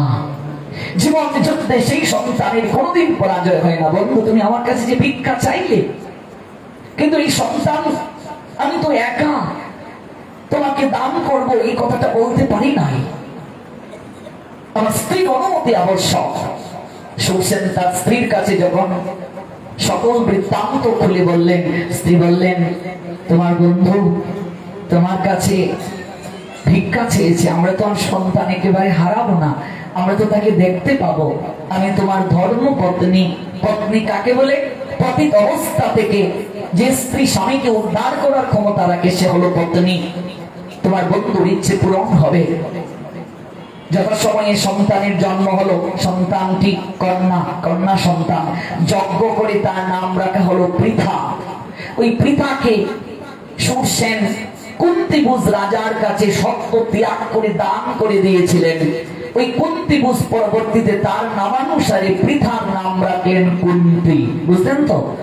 এই জন্য পার্থ নামে সবচেয়ে বেশি গোবিন্দ ডাকেন গীতাতে 38 বার। কেন? এখানে একটা কুটুম্বজাত সম্বন্ধ আছে। যেহেতু প্রথম নামটা পৃথা, আর কুন্তি ভুজের কাছে দান করার পর পৃথার নাম হলো কুন্তি। এই জন্য কুন্তির পুত্র কুন্তেয় 24 বার কুন্তেয় নামে গোবিন্দ দেখেছেন। 22টা অর্জুনের নামের মাঝে প্রথম নামটা পার্থ। পার্থ নামে 38 বার দেখেছেন গোবিন্দ। কুন্তেয় নামে দেখেছেন 24 বার। 24 বার দেখেছেন কুন্তেয় নামে। কুন্তির পুত্র, পিতার পুত্র পার্থ, কুন্তির পুত্র কুন্তেয়। হে কুন্তেয়, আমার জন্ম কর্ম দিব্য, এটা তুমি তত্ত্বগত ভাবে জানো, তাহলেই তোমার আসা যাওয়া বারণ হবে। ত্যাক্তা দেহম পুনর্জন্ম নয়তি মামিতি সর্জুন। আসা যাওয়া তখনই বারণ হবে, এর আগে নয়। দেখুন, আমাদের প্রসঙ্গটা হচ্ছে তত্ত্ব। বস্ত্রহরণের এই গভীর তত্ত্বটা একটু স্পর্শ করছি প্রসঙ্গে যেহেতু এসেছে। যারা গোপিকা, ভগবান যখন লীলা বিলাস করেছেন রাসলীলা, তখন গোবিন্দের বয়স ছিল 9 বছরের কম। আমাদের গোস্বামীদের সিদ্ধান্ত কি? 9 বছরের কম। আর রাধারানীর বয়স ছিল 7 বছরের কম। গোপিকাদের বয়স 7 বছরের কম। আজকাল সিরিয়ালে যে কৃষ্ণ লীলা দেখানো হয়, স্টার জলসাজি বাংলা, কালার্স বাংলা ধ্বংস করলো সোনার বাংলা। বাংলার প্রত্যেকটা ঘরে ঘরে গিয়ে দেখবে সন্ধ্যায় যেখানে সেজুতি জ্বালার কথা, সেই সেজুতি জ্বালার সময় টিভিটা বন্ধ হয় না, চারিদিকে চলছে। আমি কুমিল্লা পাঠে গেলাম এক জায়গায়, 70 বছরের দাদু এই যে দিদি নাম্বার 1-এ ঢুকলো। সাধু কারো গৃহে গেলে মানুষ সাধুর নৈকট্যে বসবে, তার নৈকট্য থেকে অনেক কিছু জানার চেষ্টা করবে, বুঝার চেষ্টা করবে, উপলব্ধি করবে, সংগ্রহ করবে। এই যে দাদু সিরিয়ালে ঢুকলো, বললাম যাবে না পাঠে? বলছে আপনারা যান, আমি যাব। পাঠ শেষে এসে দেখি ওই দাদু জি বাংলাতেই বসে আছে। বলছি এই দাদু তোমায় পেলাম। এই যে রামায়ণে একজন মাত্র মন্ত্রা ছিল, যে মন্ত্রা রামায়ণের পটভূমিটাকে পরিবর্তন করে দিয়ে দিয়েছিল। আর কলিযুগে প্রত্যেকটা ঘরে ঘরে মন্ত্রা, এই সিরিয়ালগুলোই হচ্ছে মন্ত্রা। একটা 4টা 5টা বউ দেখানোর দরকারটা কি বলুন তো? 51 পরিবারগুলো ভেঙে যাচ্ছে। স্বামীর প্রতি স্ত্রীর অবহেলা, শ্বশুর শাশুড়িকে দিয়ে জল বুঝাবো আনু। প্রত্যেকটা সিরিয়ালে দেখবে মেয়েকে বিয়ে দেওয়ার পর তার মা এই কানের ভেতরে বিষ একটু একটু একটু করে মেয়ের ঢেলে দিয়ে যৌথ পরিবারগুলোকে ভেঙে দেওয়ার প্রবণতায় চলছে। আমরা তো বাংলার আনাচে কানাচে যাই। একটা ঘটনা মনে হয়ে গেল, না বললেই নয়। আমার এক দূর সম্পর্কের কাকু সম্পর্ক করে বিয়ে করেছিল। তৎকালীন সময়ে একটা সিরিয়াল দিত, খুকা বাবু, নাম শুনেছেন তো? ওই খুকা বাবুর প্রেমে এমন পড়া কাকিমা পড়লো, অনেকে মাথা নাড়ছে, তারাও দেখে। এবার অবস্থা খুবই জাগতিক। পুরো অফিসে চাকরি, ডিউটি শেষ করে সন্ধ্যায় যখন একটু ফিরে আসে, একটু ভালো করে কথা বলবে, সেই সময়টাও নাই। বিদুর মহাভারতে বলেছিলেন, নরক যন্ত্রণার 9টা চিত্র যুধিষ্ঠির এই সংসারে দেখা যায়। তার মধ্যে প্রথম দৃশ্য, যে পুরুষের স্ত্রীর মুখের কথার মাঝে মিষ্টি নেই, সেই পুরুষের সংসার জীবনটা নরক যন্ত্রণায় ভরে যায়। আপনি সারাদিন ব্যবসা ডিউটি করে এলেন, এসে ডাকছেন, ও একটু জল দাও, টেবিলে আছে, অবস্থাটা কি হবে ভাবুন তো, অনুভব করুন তো। হ্যাঁ, বিদুর বলছেন নরক যন্ত্রণায় ভরে যায়। এই জন্য কাকাবাবু অফিস থেকে আসার পর খাবার আছে রেডি, বেড়ে নাও, সিরিয়াল থেকে উঠা নাই, দেখে সংসার ভেসে যাচ্ছে, ভেসে যাচ্ছে সংসার। ডিশের লোকটাকে রাত্রিবেলা কল দিয়েছে, ভাই একটু কৃপা করে আসবে। বলছে, ও দাদা এই কি অবস্থা, এত রাতে কেন? বলছে, তোর বৌদিকে খোকা বাবু নিয়ে যাচ্ছে। বলছে, মা খোকা বাবু তো সিরিয়ালে, বৌদিকে কি করে নেবে? বলছে, ভাই আমি আসলে বুঝিয়ে বলবো, একটু কৃপা করে আয়। যখন এলো, আসার পর বলছে, ভাই একটা গেচাং কাঠ দিয়ে যেতে পারবে? গেচাং কাঠ মানে বুঝেন, ডিশের লাইনটাকে একটু কেটে দিতে পারবে? এবার একটা গেচাং কাঠ দিয়ে ডিশের লোকটা চলে গেল। পরের দিন ফুড অফিস থেকে কাকাবাবু ফিরে এলে, মেয়ের নাম রূপাঞ্জলি, ডাকছে, মা রূপাঞ্জলি তোমার মাকে বলো কি খাবার দাবার হয়েছে দেওয়ার জন্য, আমার প্রচন্ড ক্ষুধা লেগেছে। বলছে, বাবা খাবার কোত্থেকে রান্না হবে, গ্যাস তো নেই। বলছে, লাইনের গ্যাস নিলে তো অ্যানাউন্স করে নেওয়ার কথা, গ্যাস কখন নিল? বলছে, তুমি মাকে সিরিয়াল দেখতে দেবে না, ডিশের লাইন কেটে দিয়েছো, মাও গ্যাসাং কাঠ দিয়ে গ্যাসের লাইন কেটে দিয়েছে। আমরা তো সারা বাংলায় ঘুরে বেড়াই, সারা বাংলায় ঘুরতে গিয়ে আমাদের বিচিত্র অভিজ্ঞতা হয়। এই যে সিরিয়াল গুলো, যেটা আমি কলকাতায় বলে এসেছিলাম, একেবারে দীপ্ত কণ্ঠে পাঠে, এই মূর্খ পরিচালকেরা যাদের শাস্ত্রীয় কোনো জ্ঞান নেই, ধর্মীয় সেক্টরের কোনো জ্ঞান নেই, ওরা শাস্ত্রটাকে বিকৃত ভাবে এই সিরিয়াল গুলোতে তুলে ধরে। ভালো করে বুঝুন, বাক্যতের বাহিরে নয় কিন্তু, এগুলো ভুল বুঝলেন না। আমরা একটা বিষয়কে বুঝাতে গিয়ে বিভিন্ন এক্সাম্পল দিতে পারি, কিন্তু মূল বিষয়টা কিন্তু আমরা চ্যুত হচ্ছি না। এগুলো ভাগবতের বাহিরের কথা নয়, ভালো করে বুঝুন। যে সিরিয়ালে কৃষ্ণ লীলা দেখানো হচ্ছে, সেখানে কৃষ্ণের বয়সটা কি দেখানো হচ্ছে? যুবক কৃষ্ণ। রাধারানীর বয়সটা কি দেখানো হচ্ছে? যুবতী রাধারানী। সখীদের বয়সটা কি দেখানো হয়েছে? যুবতী। আমাদের আচার্যগণ, সর্বস্বামীগণ সিদ্ধান্ত দিলেন, কেউ যদি রাধা কৃষ্ণের মিলন সেজে দেখায়, রাধা কৃষ্ণের মিলন যদি সেজে কেউ দেখায়, সেই ছেলেটির বয়স 9 বছরের কম হতে হবে, মেয়েটির বয়স 7 বছরের কম হতে হবে। 9 বছরের উপরে কেউ যদি কৃষ্ণ সাজে, 7 বছরের উপরে কেউ যদি রাধা সাজে, আর একত্রে যদি যুগল মিলন দেখায়, এটা দেখলে যেমন মানুষ নরকগামী হবে, অপরাধী হবে, দেখালেও নরকগামী হবে। আজকাল দেখবে সেজে গুজে নাম কীর্তনিয়ার আর লোকেরা রাস দেখায়। কোন শাস্ত্রে আছে সেজে গুজে রাস দেখানোর কথা? কোন শাস্ত্রে আছে? সর্বগোস্বামী পাদের কোন গ্রন্থে, আমাদের পূর্বতন আচার্যগণের কোন সিদ্ধান্তে, কোন গ্রন্থে কি এই কথাগুলো আছে? সংস্কৃতে তো সকল গ্রন্থ আমাদের গোস্বামীগণ দিয়ে গেলেন, নেই। একটা যুবতী মেয়ের যদি বস্ত্র একটা যুবক কৃষ্ণ হরণ করেন সিরিয়ালে যদি দেখানো হয়, আমার ধর্মটাকে কি নেগেটিভ ভাবে অন্য ধর্মের কাছে তুলে ধরা হচ্ছে না? কেউ প্রতিবাদ করে না। কোন ভাগবত প্রবক্তাগণ এই বিষয়গুলোর উপর গুরুত্ব দেন না, সমাজকে মেসেজ গুলো দিচ্ছেন না, যার কারণে আজকে হাজার হাজার তরুণ তরুণী, যুবক যুবতী ওরা কনভার্ট হয়ে যাচ্ছে, ধর্ম ত্যাগ করে চলে যাচ্ছে। ওরা দুধ চাই, আমাদের ধর্মে কিচ্ছু নাই, অথচ কোনদিন ওরা গীতা পড়ে নাই, ভাগবতের শাশ্বত চেতনা, শাশ্বত তত্ত্ব জানার চেষ্টা করে না, বোঝার চেষ্টা করে না, উপলব্ধি করার চেষ্টা করে না। এই বঙ্গভূমির প্রথম সন্তান আমরা। পৃথিবীতে যখন কোনো মত ছিল না, পৃথিবীতে যখন কোনো পথ ছিল না, তখন একজন ছিলেন সনাতন। একটা জাতির সামগ্রিক পরিচয় পাওয়া যায় তার ধর্ম আর সংস্কৃতির উপর। বাকি যেমন তার পক্ষপুটের উষ্ণ পরশে শাবক দিগকে লালন করে, একটা জাতিও তেমনি সহস্র সহস্র বছর ধরে না উত্থান পতনের ব্যাপক প্রক্রিয়ার ভিতর দিয়ে তার অস্তিত্বকে অক্ষুণ্ণ রাখে এবং স্বকীয়তার বিকাশ ঘটায়। আমাদের সংস্কৃতি, আমাদের সভ্যতা অতি প্রাচীন, এর উপর দিয়ে মাঝখানে কত ঝড় বয়ে গেছে, কত বৈদেশিক সভ্যতা শতাব্দীর পর শতাব্দী এর উপর প্রভাব বিস্তার করেছে, কিন্তু সে সকল বাধা বিপত্তি কাটিয়ে আমাদের সংস্কৃতি, আমাদের সভ্যতা আজও চিরদণ্ডায়মান। কারণ আমাদের সংস্কৃতি তথা সভ্যতা এমন এক সত্যের ভিত্তির উপর দাঁড়িয়ে আছে, যা সব সময় সব যুগের চিন্তাধারার সামনে চিরদণ্ডায়মান থাকতে পারে। আমাদের সংস্কৃতি, আমাদের সভ্যতা ধর্মের উপর প্রতিষ্ঠিত, আর আমাদের ধর্ম হলো সনাতন। ভগবানের অনন্ত নামের মাঝে একটা নাম হলো সনাতন। এই সনাতন থেকে পৃথিবীর সকল কিছু সৃষ্টি হয়েছে। ভগবান নিজেই বলছেন, I am the source of all spiritual and material worlds. Everything emanates from me. The intelligent person perfectly hold the angles in my devotional service and worship me with all their heart. Srimad Bhagavad Gita 10th chapter, Vibhuti Yug 8 verse.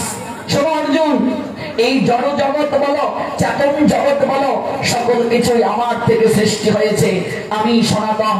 যারা পণ্ডিত ব্যক্তি, যারা মেধাবী ব্যক্তি, যারা বুদ্ধিমান ব্যক্তি, এই তত্ত্বগত অবগত হয়ে আমার আরাধনা করে, অহম সর্বস্ব প্রভব মত্ত সর্বম প্রবর্ততে ইতি মত্তা ভজন্তে মাম বুধা ভাব সমন্বিতা। শ্রীমদ্ ভগবদ গীতা বিভূতি যোগ অধ্যায় 10 শ্লোক সংখ্যা 8।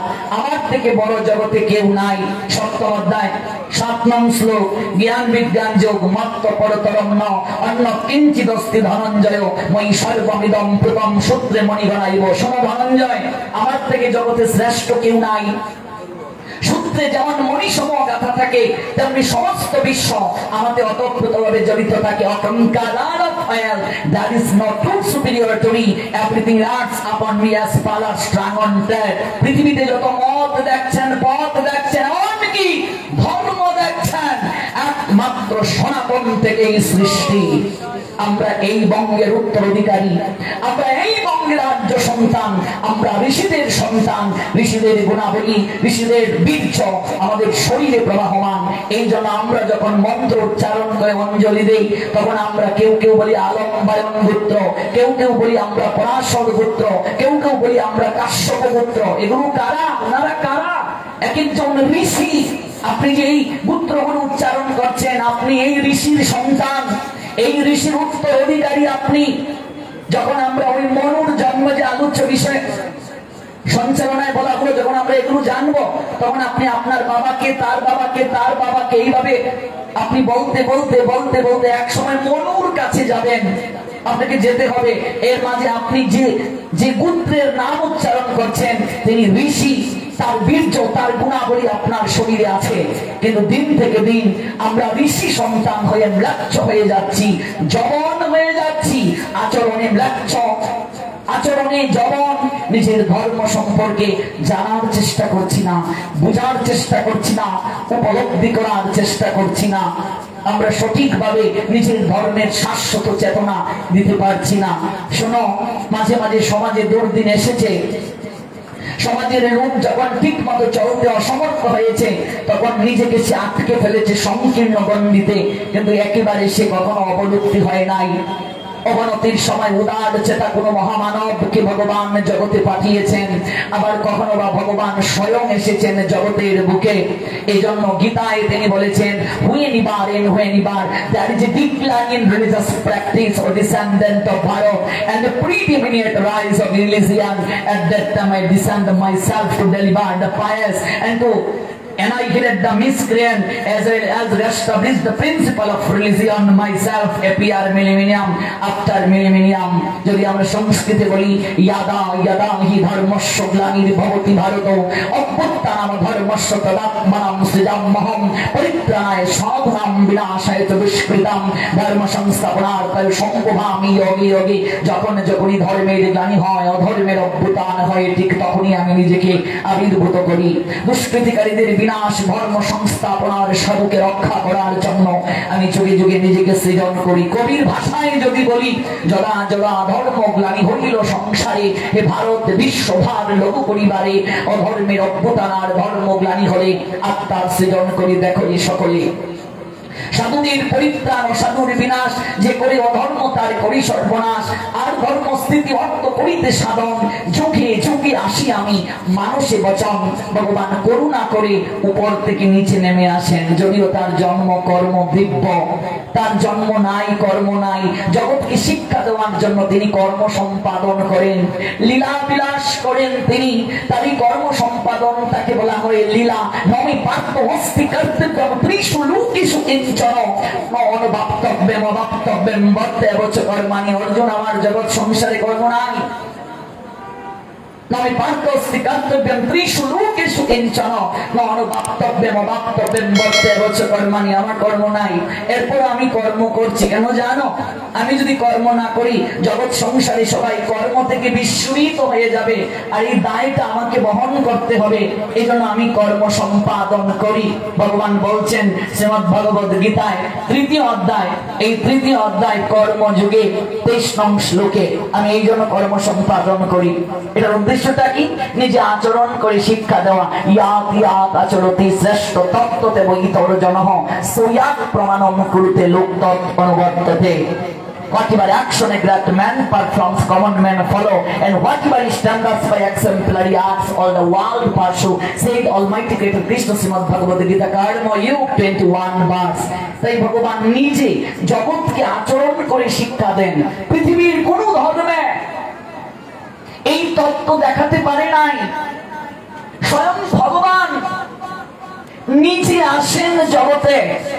এর পশ্চাতে কারণ আগে জানুন, বুঝুন। এই বেসিক যদি কারণগুলো না জানেন, কলেজে ইউনিভার্সিটিতে পড়তে গিয়ে আপনার সন্তানকে যখন প্রশ্ন করা হবে, আপনার সন্তানের মাঝে একটা দুর্ভাবনা জাগবে, ঠিকই তো?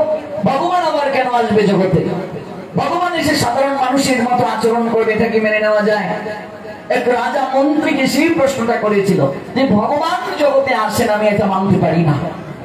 তখন মন্ত্রী মহোদয় বলছেন, মহারাজ আমাকে 1 সপ্তাহ সময় দিন, আমি আপনার এই প্রশ্নের উত্তরটা দেব। আপনি বজরা করে একটু নৌবিহারে আমার সঙ্গে চলুন। 1 সপ্তাহ পর, 1 সপ্তাহ পরে বজরায় মহারাজকে নিয়ে, রাজকুমারকে নিয়ে, একমাত্র রাজকুমার বজরায় যাচ্ছেন মন্ত্রী। মাঝ হাওরে এসে মন্ত্রী চিৎকার করে বলছেন, মহারাজ রাজকুমার জলে পড়ে গেছে। কামরা থেকে মহারাজ দৌড়ে এসে বের হলেন। বের হয়ে বলছেন, কি বলছো? হে মহারাজ, রাজকুমার পড়ে গেছে। মহারাজ যে বেশে ছিলেন সেই বেশে লাফ দিয়ে তিনিও জলে পড়ে গেলেন। একটু নাকানি চুপানি খাওয়ার পর মহারাজ দেখছেন ছেলেটা বজ্রাতে আছে। মন্ত্রী, আমার সঙ্গে তুমি তামাশা করেছো, তোমার গর্দান আমি দেব। বলছে, মহারাজ গর্দান দিন, কিন্তু আমাকে গর্দান দেওয়ার পূর্বে একটা প্রশ্নের উত্তর দিন তো। সকল ক্ষেত্রে আপনি আমাদেরকে আদেশ দেন কোন কাজ করার জন্য। যখন আপনি শুনলেন রাজকুমার জলে পড়ে গেছে, আমাদেরকেও তো আপনি কামরায় বসে শুয়ে আদেশ দিতে পারতেন রাজকুমারকে তুলো। আপনি দৌড়ে এসে কেন জলের মাঝে আপনি লাফ দিলেন? মূর্খ! আমার সন্তান জলে পড়ে গেছে আর আমি কামরায় শুয়ে আদেশ দেব? মন্ত্রী বলছেন, মহারাজ এখানেই আমাদের সনাতন ধর্মের শ্রেষ্ঠত্ব। আমরা জগৎ পিতার সন্তান, জগতের পিতা কৃষ্ণ জেনা বোঝে পাপ, পিতৃ দুঃখী পাতকি সে জন্মে জন্মে পায় তাপ। আমরা কামনা বিস্মৃত হওয়ার কারণে এই ভব সমুদ্রে পড়ে গেছি। তাই পরম পিতা কৃষ্ণ সন্তানকে ওই ভব সমুদ্র থেকে তোলার জন্য কাউকে আদেশ না দিয়ে তিনি স্বয়ং জগতের বুকে কান্ডারি হয়ে মাঝি হয়ে নেমে আসেন উদ্ধার করার জন্য। মাঝি হয়ে জগৎ পিতা কৃষ্ণ উপর থেকে করুণা করে নেমে আসেন। এখানেই সনাতন ধর্মের শ্রেষ্ঠত্ব। Whatever action a great man performs, common men follow, and whatever standards by exemplary acts, all the world pursue. অনুরূপ একটা প্রশ্ন একজন মহানামব্রত ব্রহ্মচারীকে আমেরিকায় করা হয়েছিল, মহারাজ আপনাদের মা কালীর এই রূপটার রহস্য কি? তিনি দিগম্বর কেন? এটা দুটো তত্ত্ব ভালো করে জেনে যান। মা কালী বস্ত্রহীন কেন? মহানামব্রত বলেছিলেন সহজে বোঝানোর জন্য। একটা গভীর তত্ত্ব তো আছে। মা 10 দিক থেকে নিত্য প্রসবিনী, তার কি আর বস্ত্রের আবশ্যকতা আছে? এই জন্য তিনি দিগম্বরী। এটা গভীর তত্ত্ব, সবাই বুঝবে না। প্রাথমিক স্তরের যারা শ্রোতা ওদের জন্য মহানামব্রত বলেছিলেন একজন মা কখন যুদ্ধক্ষেত্রে যায়? কখন? নিরুপায় হয়ে সন্তানকে অসুর হত্যা করছে। এই যে মা কালীর গলের মাঝে মুন্ডমালা, এই মুন্ডগুলো কার? তার সন্তানেরই মুন্ড। মা যদি জগৎ জননী হন, তিনি কি অসুরের মানা? ভাগবত থেকে দেখবেন অসুর আর দেবতারা ভাই। মা 2 জন, বাবা 1 জন। কশ্যপ মুনির 2 স্ত্রী, দিতি অদিতি। অদিতি থেকে এলেন কারা? অসুরেরা। দিতি থেকে আসলেন দেবতারা, তিথি থেকে অসুর আর অদিতি থেকে দেবতা। তাহলে একই পিতার দুই স্ত্রী, একজন থেকে দেবতারা এলেন, একজন থেকে অসুরেরা এলেন। তো অসুর আর দেবতা তো ভাই ভাই। তাহলে এই যে মাঝে মুন্ডু মালা গলায় পড়ে আছে, এগুলো কার মুন্ডু? তার সন্তানেরই মুন্ডু। তে মা নিজের সন্তানকে হত্যা করলেন কেন? আপনার এই 5টা আঙ্গুলের মাঝে একটাই যদি পছন্দ করে, ডাক্তার বলছে আঙ্গুলটাকে যদি আপনি কেটে না ফেলেন, বাকি আঙ্গুলের মাঝে আপনার পছন্দ ধরতে পারে। মহারাজ এইভাবেই আমেরিকায় বলেছিলেন। এই জন্য একটা আঙ্গুলকে কেটে দেয়া হয় কেন? বাকি আঙ্গুলগুলো যেন না পচে, পছন্দ ধরার থেকে বাঁচানোর জন্য। তাহলে যে সন্তান মায়ের পেটে থাকলো, মায়ের বুকের স্তনদুগ্ধ খেলো, মায়ের পেটে লাথি মারলো, এরকম সন্তান আছে কি নেই? অসুর মানে ইয়া মোটা চেহারা নয়, অসুর মানে শিং থাকবে মাথায়, যে সিরিয়ালে দেখায় এমন নয়। অসুর মানে গায়ের রং কালো হবে তা নয়। দৈবী গুণের অভাব যার মাঝে তিনি অসুর।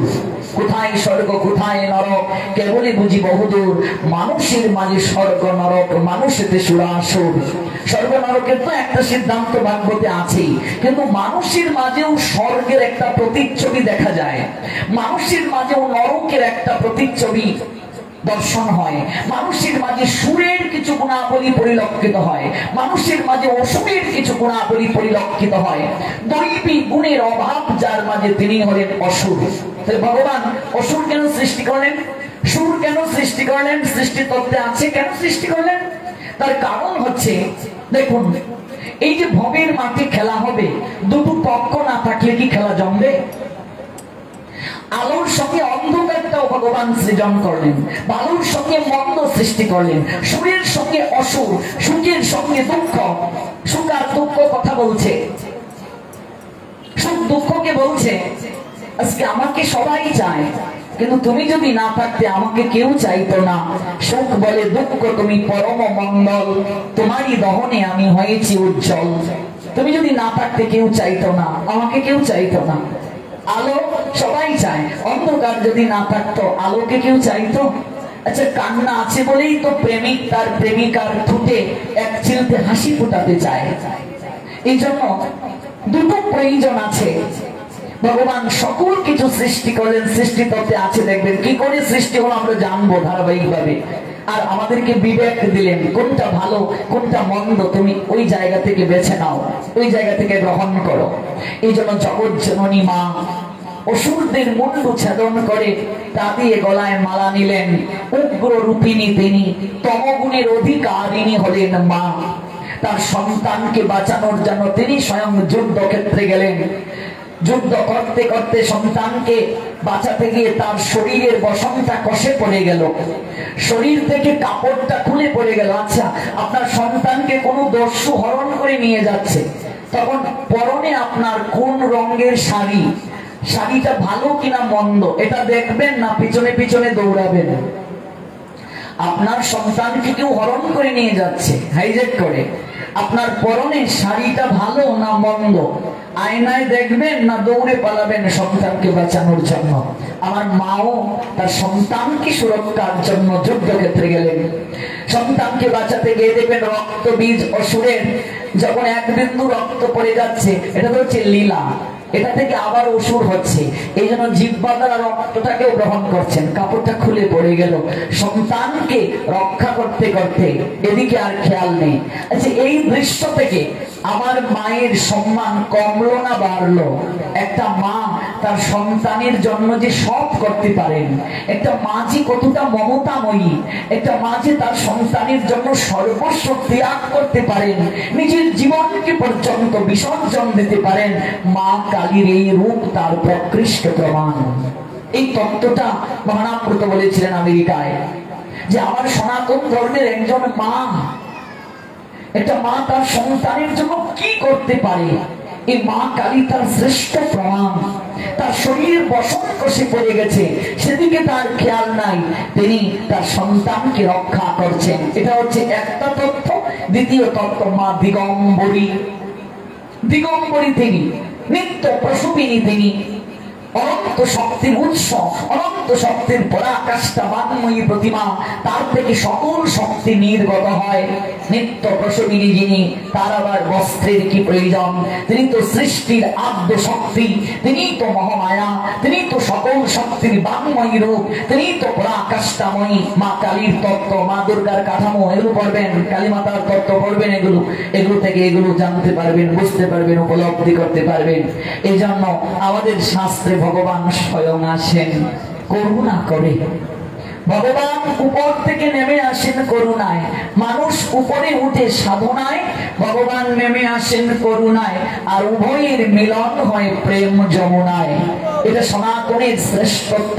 সেই ভগবান উপর থেকে নেমে এসে লীলা করছেন। সিরিয়ালে যে লীলা, এগুলো থেকে ধর্ম যাচাই করবেন না। যখন গোপীদের বস্ত্র হরণ করা হলো, তখন কৃষ্ণের বয়স 9 বছরের কম, রাধারানীর বয়স 7 বছরের কম, গোপিকাদের বয়স 7 বছরের কম। তারা কাত্যায়নী পূজা করে ব্রত সমাপন করে স্নান করতে গেলেন যমুনায়। বস্ত্রকে কদম্ব বৃক্ষের ডালে রেখে তারা স্নানে জল ক্রীড়া করছেন স্নানের নিমিত্তে। সর্বপ্রথম শিক্ষা মনে রাখবেন, নগ্ন হয়ে কখনো জলে স্নান করতে নেই। ভগবান দুজন দেবতাকে পরিশুদ্ধতার অধিকার দিয়েছেন, একজন অগ্নি দেবতা, আরেকজন বরুণ দেবতা। বরুণ হলেন জলের দেবতা। বস্ত্রহীন হয়ে যদি কেউ স্নান করে, বরুণ দেবতা বিরাট বাজন হন।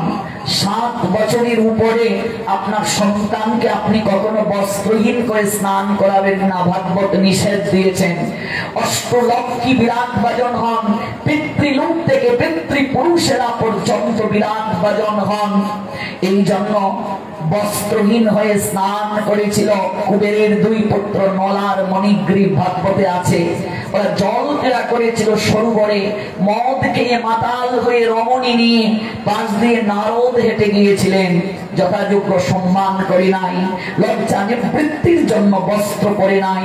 নারদ অভিশাপ দিয়েছিলেন যে বস্ত্র প্রাপ্ত হলে লজ্জা নিবৃত্তির জন্য সেই বস্ত্রকে খুলে মদ খেয়ে মাতাল হয়ে তোরা এই জলে ক্রীড়া করছিস রমণীদেরকে নিয়ে, আমি তোদেরকে অভিশাপ দিলাম, তোরা বৃক্ষ খুলে গিয়ে জন্ম গ্রহণ কর, যেন তোদেরকে বস্ত্র পরার প্রয়োজন হয় না। নারদের চরণে পড়ে তারা কেঁদেছিল। সঙ্গে সঙ্গে নারদ একটা আশীর্বাদ দিয়েছিলেন, তাহলে যা, তোরা যেহেতু তোদের ভুল বুঝতে পেরেছিস, বৃক্ষকুলে তোরা জন্ম নেবে ঠিকই, কিন্তু তোরা যে বৃক্ষকুলে জন্ম নেবে তা হলো অর্জুন বৃক্ষ, যমজ হয়ে জন্ম নেবে। আর তোরা নন্দ মহারাজের আঙ্গিনায় জন্ম নেবে। আমার প্রভু বাল্যকালে যখন লীলা বিলাস করবে, তার চরণ স্পর্শে তোরা বৃক্ষ জমি থেকে উদ্ধার হয়ে আবার সদনে চলে আসবে। এখানেও বস্ত্রহীন হয়ে স্নান করা যে উচিত নয়, এটা ভাগবত বলেছেন। এটা আপনি জলেই করুন, বাথরুমেই করুন, যে জায়গাতেই করুন। বস্ত্রহীন 7 বছরের উপরে কেউ স্নান করতে পারবে না বস্ত্রহীন হয়ে। স্নান কয় প্রকার? বিষ্ণু পুরাণ বলেছেন স্নান হচ্ছে 7 প্রকার। আমরা প্রতিদিন যে স্নান করি জলে মস্তক ভিজিয়ে, এর নাম বারুণ স্নান, মনে রাখবেন, বারুণ স্নান। ওই স্নান করেছিল ব্রজগোপিকারা। তাই ভগবান তাদেরকে শাস্তি প্রদান করার জন্য 9 বছরের বালক তিনি হরণ করলেন, বস্ত্র কেড়ে নিলেন। যে বস্ত্র দিয়েছেন লজ্জা নিবৃত্তির জন্য, আর এই বস্ত্র খুলে তোমরা ক্রীড়া করছো, তাই তোমাদের আর বস্ত্র পরার দরকার নেই। গোপিকারা কাঁদলো, আমরা আর কোনদিন বস্ত্রহীন হয়ে জলে নামবো না। শাস্তি দিলেন ভগবান, শর্ত অনুযায়ী বস্ত্র প্রদান করলেন ভগবান। আচ্ছা, এই চরিত্রের মাধ্যমে, লীলার মাধ্যমে কৃষ্ণের মহিমা প্রকাশ পেয়েছে না কৃষ্ণের এই লীলার মাধ্যমে নেগেটিভ কিছু প্রকাশ হয়েছে? মহিমা প্রকাশ পেয়েছে। এটা হচ্ছে লীলাগত দিক। তত্ত্ব কি? শরীরটা হচ্ছে বস্ত্র। যতক্ষণ দেহে বিন্দু মাত্র কামনা থাকবে, ততক্ষণ পর্যন্ত রাসে অংশগ্রহণ করা যায় না। এই জন্য কামনার বস্ত্র, বস্ত্র মানে শরীর, এই যে আমরা গীতা থেকে শ্লোক জানালাম, ওই বস্ত্র হরণ করে সাত্বিকতার বসনে ভূষিত করলেন ভগবান। অর্থাৎ দেহে দেহে কাম হয়, আত্মায় আত্মায় প্রেম হয়, আত্মীয় সবাই ভাই, আত্মার সম্বন্ধে আত্মীয়তা নাই হয় মায়াময় গন্ধে। যতক্ষণ পর্যন্ত দেহে কাম থাকবে ততক্ষণ পর্যন্ত প্রেম হবে না। তাই কামনার দেহ হরণ করলে দেহটাই যদি না থাকে, আত্মা থাকে, আত্মায় আত্মায় প্রেম হয়, জীবাত্মার সঙ্গে পরমাত্মার মিলন। এটাই তো রাস, এটাই তো অভিসার, খণ্ডের সঙ্গে অখণ্ডের মিলন। নদী নালা খাল বিল সকল কিছুর জলের সার্থকতা, সমুদ্রের সঙ্গে যুক্ত হওয়া। তেমনি ভাবে যতদিন পর্যন্ত খণ্ড অখণ্ডের নৈকট্যে যেতে না পারবে ততদিন পর্যন্ত আসার যাওয়া থাকবে, জন্ম মৃত্যুর চক্রমুখে ঘুরতে হবে। এই হলো তত্ত্ব। কুল প্রসঙ্গ থেকে এত দূর গেলাম, বলছিলাম এই পৃথিবীতে যত প্রকার দান আছে ভগবানের কথা দানটা শ্রেষ্ঠ।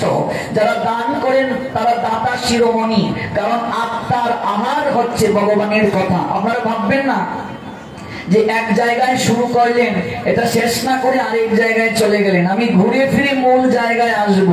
একটা বিষয়কে বোঝাতে গিয়ে বিভিন্ন জায়গা থেকে দৃষ্টান্ত দিতে হয়, কিন্তু প্রসঙ্গ আমি এড়াবো না, কৃপা করে শুনতে থাকুন। এই জন্য আত্মার আহার হচ্ছে কৃষ্ণ কথা। এই যে 56 প্রহরব্যাপী হরিনাম মহাসংকীর্তন যজ্ঞের পূর্বে ভাগবতীয় কথা চলছে, এই যে দান চলছে, এটি হচ্ছে আত্মার আহার। আত্মা মাছ মাংস খায় না, সাত্বিক রাজসিক তামসিক কিচ্ছু খায় না। আমি বলছিলাম আপনি যে বসে আছেন আপনার ভেতরে আত্মা আছে বলে, আমি যে কথা বলছি ভেতরে আত্মা আছে বলে, আপনি যে দাঁড়িয়ে আছেন ভেতরে আত্মা আছে বলে। আমরা কেবল এই দেহটাকে নিয়ে মশগুল আছি, আমরা কেবল এই দেহটার যত্ন করি প্রতিদিন, কিন্তু আমরা আত্মাকে জানার চেষ্টা করি না, বুঝার চেষ্টা করি না, উপলব্ধি করার চেষ্টা করি না। এই আত্মতত্ত্বের জ্ঞান কট উপনিষদ থেকে, 108টা উপনিষদের মাঝে একটা হলো কট উপনিষদ। ওই কট উপনিষদ থেকে শ্রীমদ্ ভগবত গীতার 2য় অধ্যায় সাংখ্য যুগে রূপায়িত হলো। গীতায় সাংখ্য যুগ আছে, কর্মযুগ আছে, জ্ঞান যুগ আছে, গীতায় প্রেম যুগ নাই। এই জন্য ভাগবতে প্রেম যুগটা সন্নিবেশিত করা হলো। দেখো মানামব্রতের একটা গ্রন্থ আছে প্রেম যুগ, 3 খণ্ডে। তিনি বলেছিলেন, শুরুতেই বলেছিলেন প্রেম নীরব গীতি, নীরবতাই তার মন মাতানো মধুর ভাষা। যেখানে সম্পর্কটা গভীর থাকে, মনে রাখবেন, যেখানে প্রীতি গভীর সেখানে প্রকাশ ভঙ্গিমাটা কম থাকে। কেন? দাতা শিরোমণি আয়োজনকারীদেরকে দাতা শিরোমণি কেন বলা হলো? শ্রেষ্ঠ কেন? সকল শাস্ত্র ফুকারিরা সিদ্ধান্ত দিল একটাই কারণ, আমরা যে গ্রহণ করছি এখন এটা আত্মার আহার। আমরা প্রতিদিন যে খাবার গ্রহণ করি এটা দেহটাকে পরিপুষ্ট করে। আপনি যেমন খাবার গ্রহণ করবেন আপনার মন তেমন হবে, মন যেমন বুদ্ধি তেমন, বুদ্ধি যেরকম স্থিতি সেরকম, স্থিতি যেরকম লয় সেরকম, লয় যেরকম প্রাপ্তি সেরকম। জঠরাগ্নি বিজ্ঞান বলছে, এখানে আগুন আছে কি নেই? আগুন দ্বারাই তো পরিপাক হয়। আপনি আগুনে যদি প্লাস্টিক দেন গন্ধটা কিসের হবে? প্লাস্টিকের গন্ধ হবে। আগুনে যদি চামড়া দেন গন্ধটা কিসের হবে? চামড়ার মতো হবে। আপনি ভেতরে যে খাবার দেবেন আপনার চেতনা ঠিক সেরকম হবে। এই জন্য সাত্বিক আহার, প্রসাদ ব্যতীত চেতনা কখনো শুদ্ধ হয় না। কিন্তু এই প্রসাদটাও দেহের খাবার, আত্মার নয়। ভালো করে কথাটা বুঝবেন, নতুবা ভাগবত বুঝবেন না। পরীক্ষিত মহারাজ যে 7 দিন 7 রাত ভগবানের কথা শ্রবণের জন্য বসলেন, মৃত্যু নামক তক্ষক সর্প শুধু পরীক্ষিতের পিছনে ধেয়ে আসছে না দংশনের জন্য, আমাদের প্রত্যেকের পিছনে মৃত্যু নামক তক্ষক সর্প ধেয়ে আসছে। আমাদের প্রত্যেকের দায়িত্ব শুকদেবের চরণে গিয়ে আশ্রয় নেওয়া। আমরা যে এসেছি, কেন এসেছি, কিসের জন্য? আজকাল দেখবে বৈষ্ণব সেবা হলে কীর্তনে প্রসাদ পাওয়ার সময় লোকের অভাব নাই। কোন কোন জায়গায় আবার প্রসাদ না দিলে লোক হয় না। আবার কোন কোন সময় দেখবে ভাগবতে লোক নাই, প্রসাদ দেওয়ার সময় তাতে লোকের অভাব নাই। প্রসাদ অবশ্যই প্রয়োজন আছে, প্রসাদে সর্ব দুঃখ নাম হানি অশ্ব উপজায়তে। কিন্তু এই প্রসাদ শব্দের অর্থ হচ্ছে কৃপা। এই প্রসাদ মানে চাল ডাল সবজি নয়। গীতায় 2য় অধ্যায়ে বলছেন প্রসাদ মানে কৃপা। এই যে আমরা চাল ডাল সবজি প্রসাদ গ্রহণ করছি, এগুলো আমাদের আত্মার আহার নয়। এগুলো দেহটাকে শুদ্ধ করে, ইন্দ্রিয়গণকে শুদ্ধ করে, কিন্তু এগুলো আত্মার আহার নয়। আত্মার আহার একমাত্র কৃষ্ণ কথা, আত্মার আহার একমাত্র কৃষ্ণ নাম। এবার একটা বিনয় ভাবে জিজ্ঞাসা, দুদিন যদি কেউ দেহকে খাবার না দেয়, তার দেহটা কেমন হবে মা? শক্তিহীন হবে কি হবে না? তার দেহটা একটু নির্বল হবে কি হবে না? তার দেহটা শক্তিহীন হয়ে যাবে যদি আত্মাকে এই যে আমরা হরিনামের দ্বারা আহার দিচ্ছি না, দেহকে যদি দুদিন খাবার না দিলে দেহটা ক্লান্ত হয়ে যায়, দেহটা যদি শক্তিহীন হয়ে যায়। যারা জপমালায় হরিনাম করেন না, যারা কৃষ্ণ কথা শ্রবণ করেন না, প্রতিদিন যারা হরিনাম করেন না, তারা তো আত্মাকেও উপবাসী রাখছেন। তাহলে তাদের আত্মার অবস্থানটা কোথায় ভাবুন। এই জন্য গীতায় গোবিন্দ বলছেন, আত্মা আত্মার বন্ধু, আত্মা আত্মার শত্রু। আপনার আত্মাই আপনার শত্রু হয়ে যাবে, আত্মাই শত্রু হয়ে যাবে। এই জন্যই তারা সর্বশ্রেষ্ঠ দাতা কারা? যারা জগতে আত্মার আহারের সংস্থান করে। শুরু করেছিলাম যে প্রসঙ্গটা দিয়ে, যে এবার পাখি যদি না থাকে, খাঁচার প্রয়োজন আছে? আত্মা যতদিন দেহের ভিতর আছে, দেহটার প্রয়োজন আছে। আত্মা যদি দেহ ছেড়ে চলে যায়, দেহের কোনো প্রয়োজন আছে? প্রয়োজন নেই। এই দেহটাকে স্পর্শ করলেও স্নান করতে হয়, কয়েক ঘন্টার আগুনে ধাউ ধাউ করে দেহটা নিঃশেষ হয়ে যায়। অথচ আমরা কেউ সেই আত্মাকে জানার চেষ্টা করি না, তার আহারের সংস্থান করার চেষ্টা করি না, তাকে উপলব্ধি করার চেষ্টা করি না। শরৎচন্দ্র অমর কথা শিল্পী, তিনি একটা ছোট গল্প লিখেছিলেন।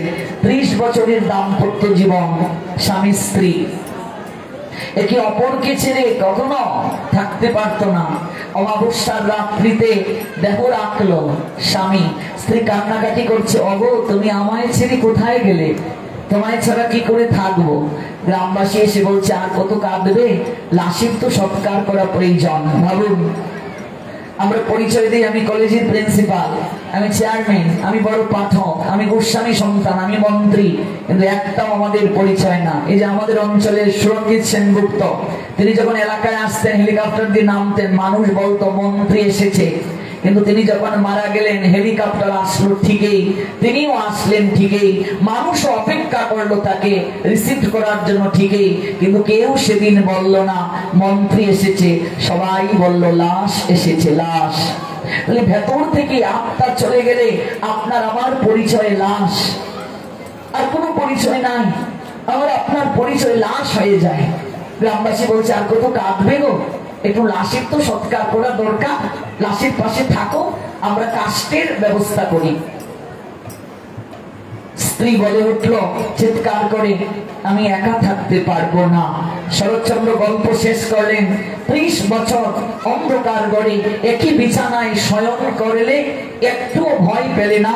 আজকে 30টা মিনিট ওই স্বামীর সঙ্গে অন্ধকার গৃহে এক বিছানায় ঘুমাতে পারছো না। এমন সম্পর্কটাকে কেন্দ্র করে সকল সম্পর্কের যিনি আধার, ভগবানকে ভুলে গেলে। অনুভব করুন, এটা না বুঝলে ভাগবত বুঝবেন না। আপনি কেন বসবেন ভাগবতে? পরীক্ষিতের মতো সর্বত্যাগী হয়ে জন্মেজয়ের কাছে সকল দায়িত্ব অর্পণ করে একটা কুশাসন হাতে করে এসে গঙ্গার তীরে উপবেশন করা। আপনি চাকরি রেখে, ব্যবসা রেখে, পরিবারের সকল কাজ রেখে যে 2-2.5 ঘন্টা সময় এসে দুর্গা বাড়িতে বসবেন, কারণটা কি? বসার পশ্চাতে কারণ কি?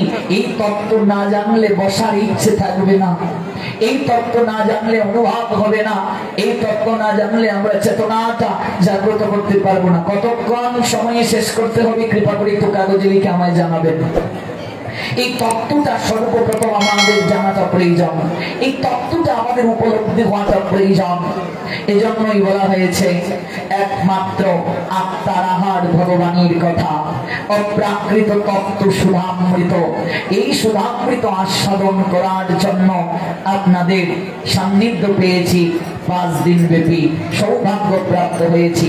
আজ যেহেতু প্রথম রজনী একটু গোছগাছ করা ওঠা অনেকটাই বিলম্ব হয়েছে, কিন্তু যে নির্ধারিত সময় 8টা কমিটি নির্ধারণ করেছেন ঠিক সেই সময়ই উঠব এবং আগামীকাল থেকে আলোচ্য যে বিষয় তৎসঙ্গে ভাগবতের যে অভিনব তত্ত্ব, যে অভিনব তত্ত্ব আমাদের জগৎ জীবকে কল্যাণের স্তরে নিয়ে যাবে, যে অবৈতুকী তত্ত্ব মানুষের চেতনাকে মহিমান্বিত করবে, যে অবৈতুকী তত্ত্ব ভগবানের সুধামৃত মানুষকে ফুলে ফলে সুশোভিত করবে, সেই তত্ত্ব আস্বাদনের জন্য আগামীকাল ঠিক রাত 8 ঘটিকায় আমন্ত্রণ জানিয়ে আজকে এখানেই বিশ্রামের পথে যাব।